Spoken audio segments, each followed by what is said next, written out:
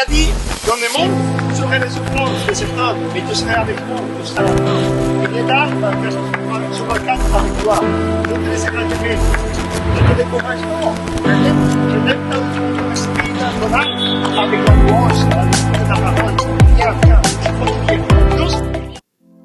Hello, j'espère que vous allez bien. Ici votre sœur Esther Saillé et c'est tout un plaisir pour moi de vous retrouver aujourd'hui pour cette émission qui me passionne tellement sur le thème de ce que j'aurais aimé savoir avant de devenir chrétien ou chrétienne.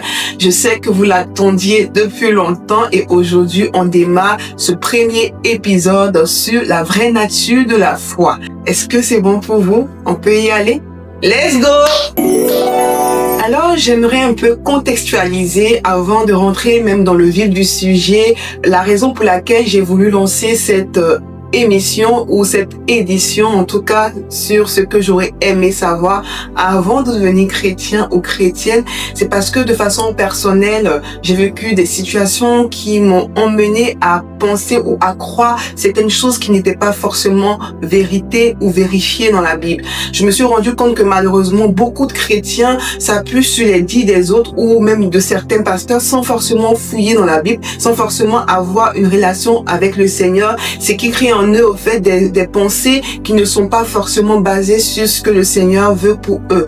Et du coup, souvent lorsqu'il y a des difficultés, on se retrouve face à une réalité et il y a souvent des rétrogrades à cause de cela.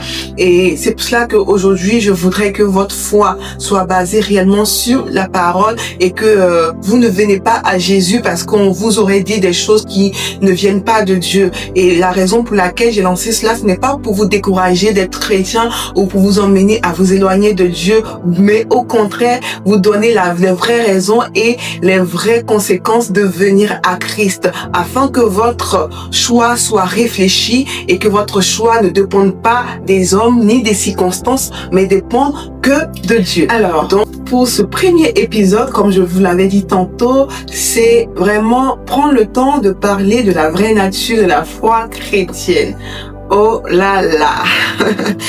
J'aurais aimé savoir qu'on ne vient pas à Jésus par peur de l'enfer. C'est vrai, vous l'aviez peut-être entendu plusieurs fois. Viens à Jésus, sinon tu iras en enfer. Et vraiment, je ne dis pas ici que l'enfer n'existe pas. L'enfer existe bel et bien. Et si tu n'acceptes pas Jésus, effectivement, tu iras en enfer. Mais le message principal au fait de Christ, c'est pas ça.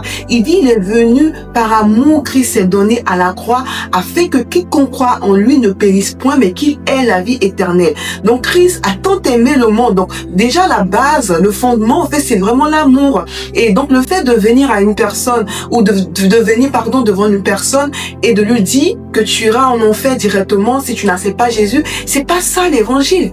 C'est pas ça l'évangile, c'est pas ce que le Seigneur nous demande de prêcher. Le Seigneur nous demande de prêcher l'amour. Et c'est justement en découvrant cet amour qui t'emmènera à vivre en conformité avec la volonté de Dieu et à marcher selon ses préceptes. On va prendre un cas tout simple d'un parent qui est très sévère et dont l'enfant a peur au fait. Si tu as peur de ton parent, il y aura des choses que tu n'oseras pas lui dire. Il y aura forcément une distance que tu vas essayer d'avoir et de maintenir entre lui et toi. Or, ce que le Seigneur veut, c'est une proximité. C'est pour ça que justement, on ne parle pas ici de religion, mais on parle de relation. C'est cette proximité, cette intimité que Jésus veut pour toi.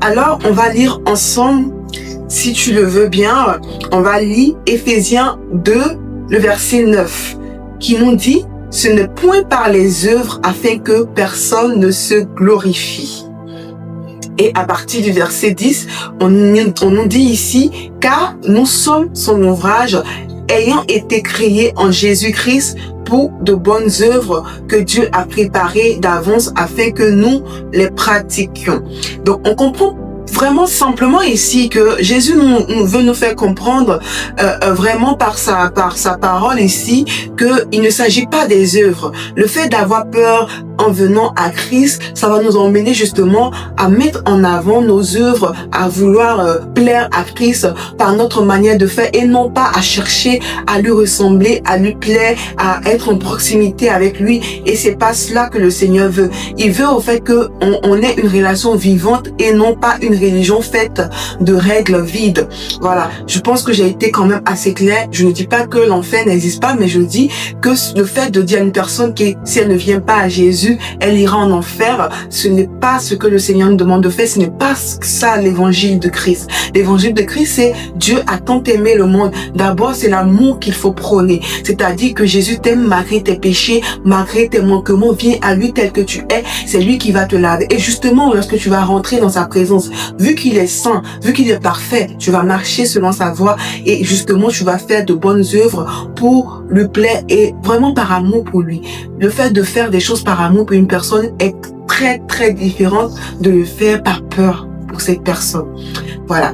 Que Dieu vous bénisse par rapport à cela. Et du coup, ce que j'aurais aimé encore pour avoir une foi solide, j'aurais aimé que on me dise que la foi, c'est l'assurance des choses qu'on espère et la démonstration de ce qu'on ne voit pas.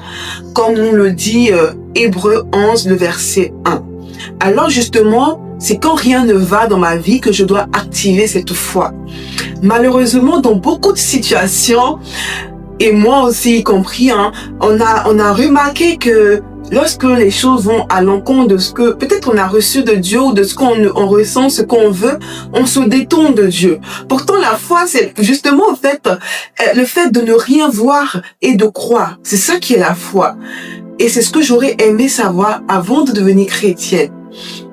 Encore, ce que j'aurais aimé savoir avant de devenir chrétienne, c'est qu'on me dise qu'aller à l'église ne suffit pas. Je pourrais prendre peut-être 10 minutes ou même 1 heure pour vous expliquer parce que je suis vraiment enclin sur ce sujet-là. Aller à l'église ne suffit pas. Et pour un témoignage personnel, vu que je viens de la Côte d'Ivoire, on sait tous qu'en Afrique, on a une facilité d'avoir accès à des églises. Et donc, moi, je partais tout le temps à l'église et je me suis rendu compte que j'occupais même des postes de responsabilité, mais sans forcément avoir une intimité avec le Seigneur. C'est-à-dire que quand on en aime l'église et qu'on me présente moi seul devant Dieu, je suis vide, au fait, il n'y a rien en moi. Et justement, quand je suis venue en Europe, en France, j'ai eu beaucoup de difficultés au début parce que j'avais pas créé cette intimité justement avec le Covid qui est arrivé. Et je me suis rendu compte que, au fait, il faudrait que je me réveille, sinon je risque de rétrograder et de m'éloigner de Dieu. Donc, au fait, aller à l'église ne suffit pas. C'est très bien d'aller à l'église parce que ça crée, c'est une communion fraternelle, ça te permet de grandir dans ta foi, mais ça ne suffit pas. S'il s'agit d'une intimité avec le Seigneur, qu'est-ce que tu fais dans ta chambre lorsque tu es seul, lorsque aucun œil ne te voit, lorsque personne ne te voit, qu'est-ce que tu fais? Et c'est ce qui importe, c'est cela qui est important. Aller à l'église ne suffit pas, il faut créer une relation avec son Seigneur. Alors pour finir, ce que j'aurais aimé savoir avant de devenir chrétienne, c'est que la foi, ce n'est pas l'absence de peur ni de doute.